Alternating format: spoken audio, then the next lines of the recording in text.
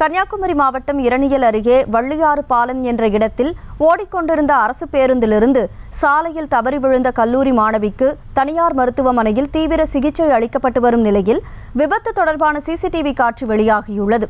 இதுகுறித்த கூடுதல் விவரங்களை செய்தியாளர் ஆனந்த் வழங்க கேட்கலாம்.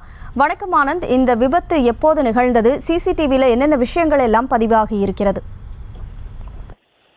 வணக்கம் கனிமொழி. கன்னியாகுமரி மாவட்டம் இரணியல் அருகே ஆழ்வார்கோயில் பகுதியை சேர்ந்தவர் தேஜஸ்வினி. 19 வயது கல்லூரி மாணவியான இவர் வார விடுமுறை சனிக்கிழமை தினம் என்பதால் இன்று காலை கண்டவளை பகுதியில் உள்ள தட்டச்சு பயிற்சி நிறுவனத்திற்கு சென்றுவிட்டு மதியம் நாகர்கோவிலிருந்து மிடாலம் செல்லும் பேருந்தில் ஏறி வீடு திரும்பியுள்ளார். பேருந்து கூட்ட நெரிசல் காரணமாக தேஜஸ்வினி படிக்கட்டில் பயணம் செய்ததாக கூறப்படுகிறது.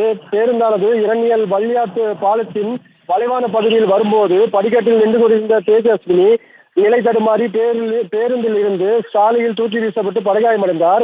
அதிர்ஷ்டவசமாக பின்னால் வந்த வாகனங்கள் உடனடியாக நிறுத்தப்பட்டதால் உயிர் சேதம் தவிர்க்கப்பட்ட நிலையில் படுகாயமடைந்த தேஜஸ்வினி சிகிச்சைக்காக அருகில் உள்ள தனியார் மருத்துவமனைக்கு தீவிர சிகிச்சை பிரிவில் அனுமதிக்கப்பட்டார்.